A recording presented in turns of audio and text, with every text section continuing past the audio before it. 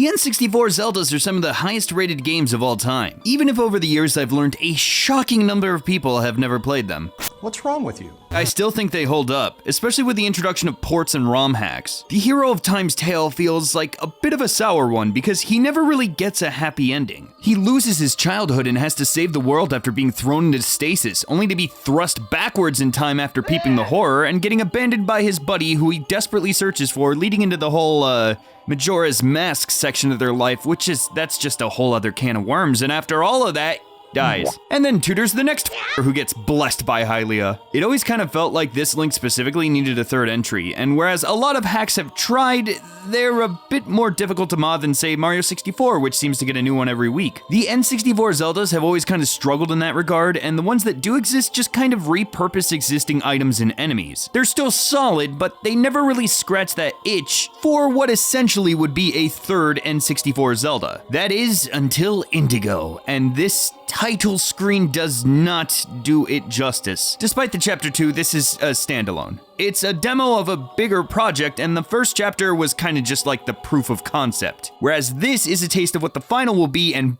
boy, howdy is it good. The story takes place after the events of Majora's Mask, where Link is searching for Navi over the span of 15 years, gives up and wanders into an unknown land and decides to start a new life where everything is cozy. Until one day, Tails shows up saying that Tattle got lost in an ancient Deku tree that rang him up. Link promises to help, determined to have a different outcome from his previous fairy situation. When we actually gain control of Link, you start the game inside his house. It's a very quaint and cozy area, not harboring any weapons, but instead only a jar, which raises 0 eyebrows for a hermit to have. Right away, you'll notice Link is modeled after his Twilight Princess appearance and has a faster move speed compared to his Ocarina of Time counterpart. It's most likely a preference by the developer to allow smoother and faster gameplay, but I also believe this choice was made to showcase that this is a more developed Link than what we had played in previous N64 outings. Kind of like how Majora's Mask Link did Flip-a-Dip-Dips. Heading towards the exit, you can read a sign that showcases your completion stats, which kind of allows you to infer that even as a demo, this has a good amount of content. Once outside, you can see Link took the loss of his friend to heart. Even when starting a new life in a new land, he elected to have a reclusive lifestyle alone in dark and snowy mountains. The main entrance has been long covered by fallen snow, meaning we'll need to take the long way down to get to the forest. Tail notices you no longer have a weapon and suggests even a branch is better than nothing. So using our head, we grab some wood and head into the cave. Immediately, we get attacked by a furry, and this simple activity actually kind of hyped me up. I'm a big fan of starting a game in a weakened or limited state. Without a sword, every swing counts. An unfamiliar player would swing wildly at Wolfos, causing their sticks to break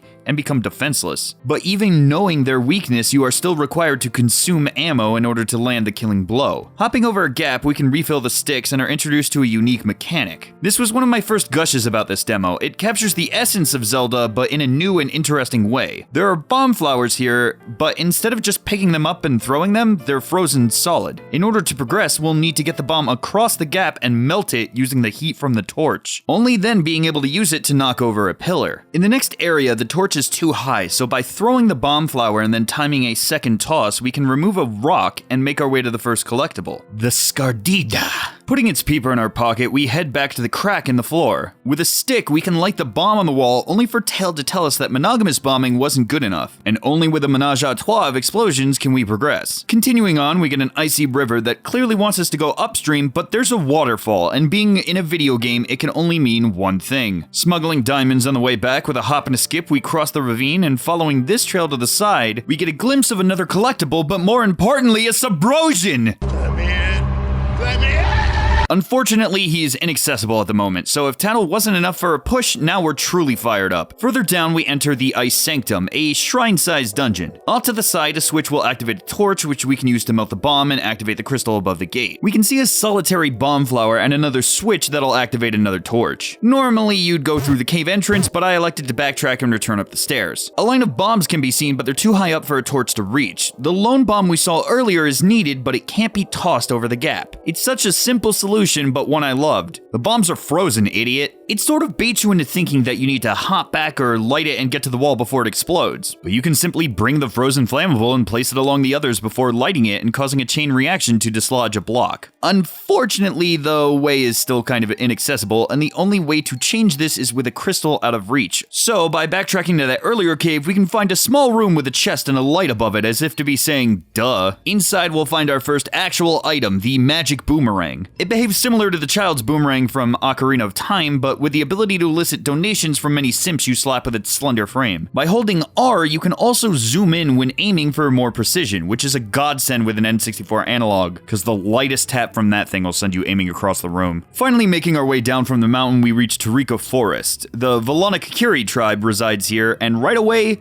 you can see that things are a bit bleaker than the Hylian counterpart. Poking around, you learn that the earthquakes trapped them here, with the entrance to the fields being blocked off and the mountain path you came from being deemed too dangerous. To add on to the fun, the Moblin tribe has been attacking the village and killed their defender Casca, who gave her life to save the tribe by giving them time to retreat up into the trees. Follow, the current leader of the Kakiri, tells you that the Deku Tree has been overrun with evil, and deeming it mutually beneficial for you to purge the tree in search of tattle, he entrusts you with the location of Casca's blade, which resides at her tomb in the back of the forest maze. He warns you that upon disturbing her burial ground, her spirit could turn hostile and requests you simply leave after retrieving the weapon. Before venturing into the forest, it would be smart to farm up on rupees, grab collectibles, and visit a shop for a reason I'll get to a little later. With 110 rupees, you can purchase a shield with an ability to drain the life of enemies around you. This is a unique mechanic to the mod. Shield skills can be activated by Z targeting, shielding, and pressing B. Adding on to the mechanics, 10 rupees nets you the item satchel, allowing you another row of equips accessible by tapping down on the D-pad. I love the old 3D Zeldas, but I won't pretend the limited item equips don't get annoying. So anything to lessen menuing is a top tier addition in my book. Once fully equipped, we can head to the forest maze. A Kakiri stops us, but we relay Follow's blessing, and after navigating through, we can enter Casca's resting spot and retrieve her claymore. Granted, as a Kakiri claymore, it kind of equates to a Hylian sword. As we make our way out, an enemy ambushes us and Tail remarks at its size. It's Casca's spirit. Following Follow's wishes, we make our way out without disturbing her further and continue to the Deku Tree. Or rather we would, if we had a heart. See, Indigo introduces something I've never seen in a Zelda title: major choices. Sure, you can leave and continue as normal and everything will remain the same, but if you go against the warnings and slay Casca, the world immediately becomes dark, and the music is replaced by the usual enemy proximity music, despite no threats being around us. Because we just became one. The guard repents, allowing you in, and repeatedly grieves, claiming it to be his fault. The Kakiri who gave her life for her tribe can no longer even rest in peace because of you. On the outside, the forest seems the same, but the air has become colder than the mountain you just ventured down from. Every Kakiri is disgusted with you, and none more so than Follow himself, who demands that you save the forest now. A little bit of flavor text is fun, but what really impressed me was that by doing this, it will lock you out of a majority of the shop. Not only that, but the few things they keep around are marked up higher than an amiibo at a gaming convention. This is what drew me to Indigo. I always loved darker themes in Zelda, and this did a great job of capturing that without going too far over the edge, in both senses of the word. So now, with the whole forest acting like we just said I like girls on Twitter, we have no choice but to live with our actions and head to the comfort of the Deku Tree. So the Valana Deku Tree isn't looking as spry as its Hylian counterpart. Despite the scare and Deku-branded landmines, we head inside. The tone is dull and hollow. Even the Deku Babas in here have withered. Crossing into the next room, we are immediately greeted by Buzzblobs, an old foe of the series but new to the N64 games. Brand new is the Mole Deku with a smile to rival Agni. It's a large worm-like creature immune to projectiles and whose attacks will cause tremors to throw Link off. You can use your shield skill to sap this sucker for minimal risk. Afterwards, you can settle along the wall, which is technically a new mechanic, but I won't pretend that I find sections like this fun. You just hold a direction and go slowly. Good on the dev for adding new, but I just don't know a single gamer hype for Seidel sections. Feel free to call me out, Seidel Squad. Multiple enemies await us in the next area, and they all need to die in order to spawn a key. This room had a bit of a collision issues, where sometimes Link just didn't want to jump. Luckily, there isn't void damage, so the only thing you lose alongside time is patience. Nabbing the key, we can backtrack around the corner to unlock a door housing a new enemy behind it. The Tongold, a frog-like creature who will inflict poison on touch and can grapple you with its tongue. It, however, falls easily to twigs.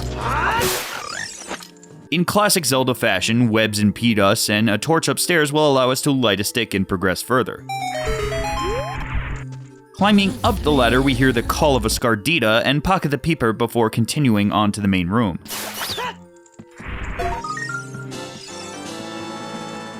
Further up, you can see a crystal behind a web with no torch nearby, but there is an elevator to the second floor. It was around here too that I realized Link moves fastest when his sword is sheathed, which is a very nice mechanic in my opinion. A Skulltula guards the middle, and after dealing with him, you can solve the web crisis with the trick of a stick. It's such a simple solution, but one that I never had to use in a normal Zelda. By lighting your stick on the second floor, you can run to the middle platform and jump attack to barely reach the web and light it on fire. It's nothing sneaky or mean, it's a simple puzzle that only asks that you know the game's mechanics. The crystal opens up a path to another Seidel room followed by an apparent dead end. The door is closed and it clearly wants you to light the torches, but a stick won't cut it. Backtracking and plummeting into the fog, you can see a glimpse of a ledge below the Seidel section, and upon returning can realize the heart is a marker to drop and receive the bow. Back at the previous dead end, we can open the door by shooting down the line of torches. As soon as you enter, the mini-boss charges you, having the gall to claim you as the interloper. This is the first unique boss, the Moblin Skirmisher. Moblins in base Ocarina of Time basically only walked and charged in one direction. The Skirmisher has a few more flourishes, but most importantly, his charge is targeted. If you stay in Z target, you most likely won't be able to dodge him without side hopping. A jump attack is the strongest move in the game, but using it here will generally punish the player since the Moblin will unleash an attack after being hit normally, sweeping Link while he recovers from the end lag. You can position yourself to just barely hit him with an attack while staying outside his AoE. When you manhandle the Moblin, you can dash through the door and drop back to the first floor, step on the switch and enter the newly unlocked path. A couple of swings rock back and forth, allowing passage to the other side, and a sneaky Scardita is hiding on a branch, but the boomerang can easily add him to your collection before heading into the boss arena. Unfortunately, the big bad here is simply Goma, who chomped on a super shroom. A few pointy brand eye drops and stick slaps fells her fast and awards you with a defense heart, which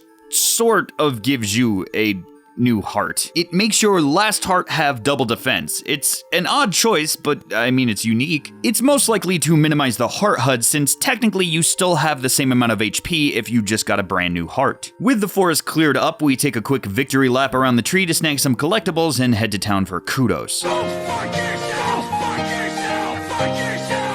Turns out that betraying everyone's trust doesn't go away overnight, and everyone is still disgusted by you despite saving their home. Except for Follow! He is beaming, and even awards you with their sigil after warning you of a great evil coursing through the land. I'd like to imagine that in the actual release, this would be different depending on your previous actions. Tasked with seeking out the mayor of Lina City, we can now exit the forest thanks to our old Pimbo clearing the way and giving us some words of encouragement. En route to Lina, we pass through the North Great Plains and meet a fan-hated fave from Link to the Past, Snapdragons. They hit hard and get hit harder, taking 2 jump slashes to drop despite being a basic enemy. Signs point us in the right direction, and along the way we meet Bolari, a Minish ambassador. He doesn't have anything for us outside of a request to find the Minish capital. Continuing along the road, we come along the Mid-Valley Ranch, another branching option in the game. You can find the lovely Gale here, a sweetheart down on her luck who recently lost her boys to an event known as the Cataclysm. Her farm has been under attack by a swarm of snapdragons and is on the verge of having to sell her horse just to make ends meet if she loses any more cuckoos. If you do accept her request, she will warn you that you are ill-fitted for the job. If you do accept, it is possible to win, just very difficult. Either way, we'll hold off on this section for now, and I'll get into the why later. Upon reaching Lina City, you'll be greeted by Varric, who remarks about you being the snowy hermit, not to be confused with the one in the clock tower. He mentions another event known as the Scar, which supposedly divided the land. You mention you are looking for the mayor, and he is kind enough to guide you to her, letting you know she resides down by the reservoir. It's worth noting that the rooms in this section are just imports from Majora's Mask and will not be in the final version. Despite the polish, this is still a demo. When you meet up with Garland, you fill her in on everything. Most everything that happened in the forest. She mourns for her friend Casca and laughs at you for attempting to reunite the sigils, claiming that even if she wanted to help, one of the holders has vanished, and her own sigil is lost aboard her old ship. With your dinky equipment and stolen sword, she refuses to humor you further, claiming she won't continue the conversation until you're better equipped, suggesting that you visit the armorer in town. Located near the entrance, he does have shields for sale, but only a sword on display, lovingly bragging about how the beautiful blade was forged by his just as beautiful wife, Claire, who apparently loves showing it off, but has apparently been missing for several days now. He asks you to look for her the next time you are wandering the Great Plains. Now, if you took the time to explore the town, you'd find Hawthorne, who is a carpenter trying to sell his amazing lumber. I unfortunately heard Great Plains and ran out seeking the Blade Forger, collecting a few goodies along the way through side-scrolling sections and even stopping to high-five some Subrosians despite them, being unable to do anything in this demo. Finding Claire in the Central Plains with a broken wagon, she'll aim you to Hawthorne if you are impatient like me, resulting in a tedious backtrack, but if you got the materials first, you can repair the wagon and head back. Claire is so grateful she'll bequeath the sword onto you, remarking about the potential for upgrades. A dev note chimes in saying that the full version of the sword will have multiple levels, and for demo's sake, we'll start this at level 3. After a tease of level 5, I snagged a new shield with the ability to magically deflect the first hit after using its ability. Heading back to Garland, she confirms that you were the one who freed the forest, and hopefully nothing else. She tells you that the sigils are an embodiment of Valana's 3 strongest warriors: her, Casca, and the lost Calic. During the cataclysm, points all over the land burst open with an evil force. The 3 warriors infused their strength into the sigils and used it to hold it back. It sealed up the scars that had opened the land, but not without some loss. Casca was trapped in the forest. Calic was left in Igatha village, and Garland needed to abandon her ship. She decides to permit you with a decree, allowing the purchase of bombs and for the ferryman at the docks to help you board her old ship. The bomb bag costs 100 rupees, however, I just spent all my money on a shiny new shield, so I began to scour the land for rupees, and while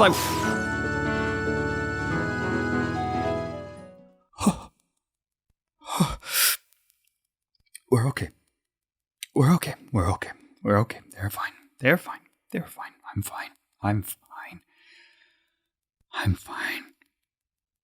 Needing a lovely sight to block out the one I'd be bottling up, I decided to visit Gale again. With the new sword, the snapdragons can be dropped much easier. The reason this shouldn't be attempted earlier is because if you fail, not only will Gale be disgusted with you and lose the farm, she'll need to sell soap, meaning you won't be able to get a horse. But now that we correctly equipped, we can accept her request. She'll cook you a lovely meal beforehand and then kick you out into the farm, shouting at where the snapdragons spawn. It's not necessary, but you can wrangle the cuckoos so the snapdragons have less of a chance of eating them. If you manage to make it through the assault without losing a single one, Gale will be eternally grateful, and not only reward you with a heart piece, but also allow you to use her horse, Soap, whenever you like, for free. Lynx just has a way with farm girls. Afterwards, we head to the docks where Nopal sets up a skiff, and we can head out to the Dread Captain's flagship. Once inside, we see a lovely decor of spiders, skeletons, and worn down wooden walls. Any attempts to defeat the Bony Boys with your battle blade will end with a bad time, as they are now impervious to blade bashing. The use of heavy weapons or explosions are needed, and luckily the armor lock sends a shockwave to slap the skellies. They'll drop a key unlocking a nearby room, requiring another, so we head back out.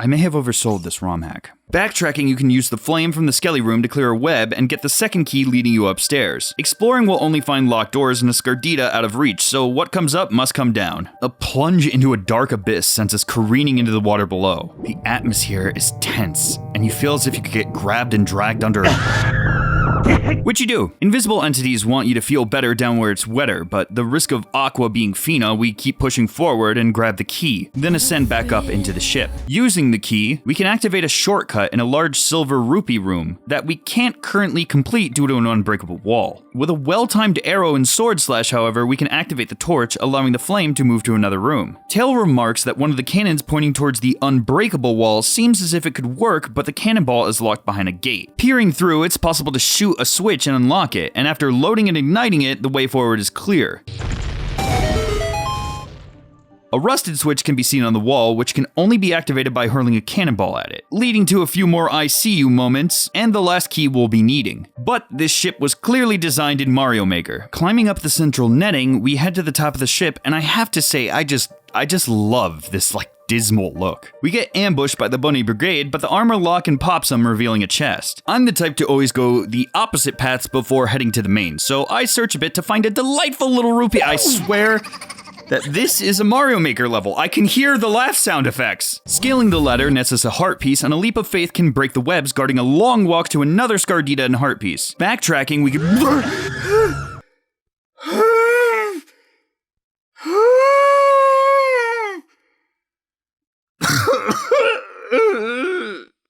I gotta say, I never expected to get jump scared in Ocarina of Time, but here we are. Heading all the way back to the chest, we can finally open it to receive a new-ish item. I say ish because it's 100% new to Ocarina of Time, but you can put whatever coat of paint you want on it. That's just the ball and chain from Twilight Princess. The large door houses the dungeon's mini-boss, the Stallchild's Shaman. He will summon boners to bop ya and is impervious to all your attacks, but luckily is quite susceptible to something almost every shipper hates, the cannon. Blasting away his shield allows us to net a few hits, rinse and repeat for the rule of threes, and the magic mess of bones will drop and reward us with the skeleton key, which unlocks anything in the ship. Backtracking to the rupee room, we can finally collect them all using the anchor to clear the way. The rooms here are all optional, but offer a good amount. I am going to scream! A good amount of collectibles, upgrades, and rupee.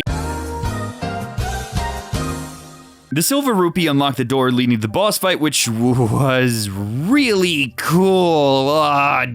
Darn it all, my recording software messed up, and I lost the footage of it, but I think we can all agree that the boss fight here definitely existed. Yes. On our way to the final sigil, we snag a few collectibles and head towards Igatha. Igatha. We'll go with that for today. Up the road and into a hunt, we meet Nafiji. What are these? He's just a little guy, and he also is the one who has been spectating some spectacles, and you give him the Scardita eyes you've been collecting. The most important collectible being the Pegasus boots. Equipping these allow you to run at insane speeds and jump farther distances. They replace your charge beast sword spin, but who uses that over quick spins anyway? Heading to the opposing side after opening a shortcut, we enter the final area of the demo, Igatha Ruins. I gotta say, this is my favorite spot in the entire game. It captures the vibe perfectly of what I want to see in more Zelda titles. Everything's dim, the sky is dark, the fog makes an ominous purple glow, and everything just feels creepy and unnerving. And yes, I know right now I'm like the epitome of the SpongeBob roller coaster meme, but shut up, I like it, it's pretty. Not to mention too that this is a town.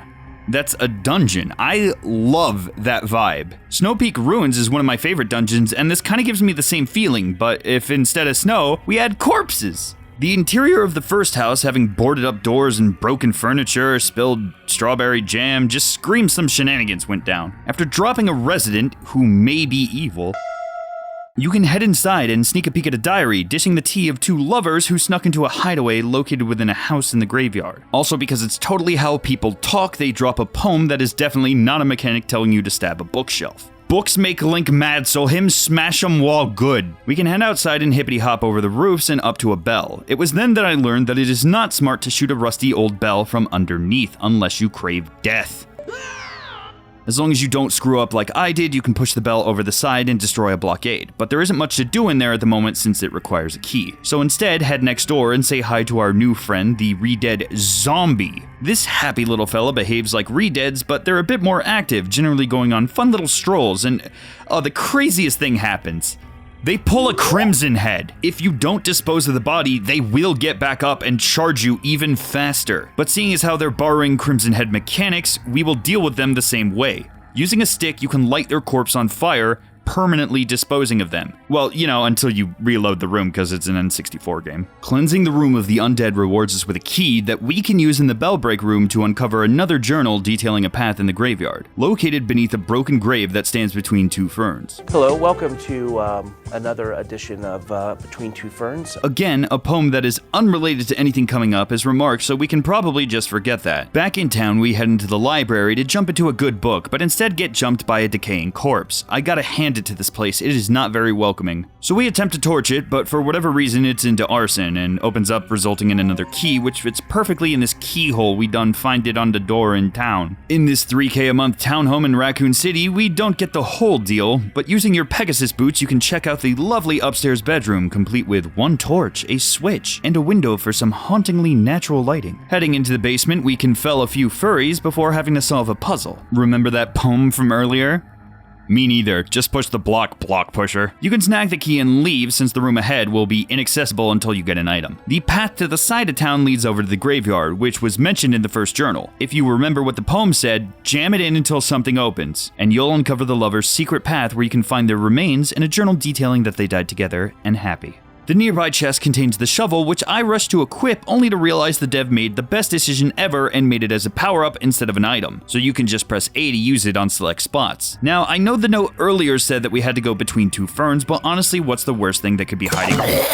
Picking the correct spot the first time will bring you underground and reunite with you. Stop! Stop!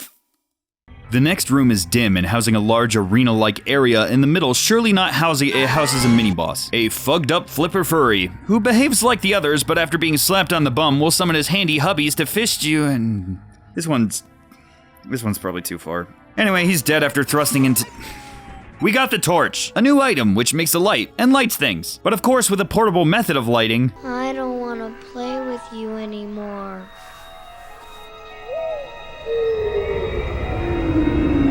Heading back to town, a new house can be cleared out using the torch and adds another key to the collection, spelt with a K. Backtracking to the basement of the Resident Evil house, we can progress further, and what's a Resident Evil house without a large underground facility complete with rotting corpses and jam deposits? Once through, we emerge inside the Spencer Agatha Mansion. In the main hall, we find a candle.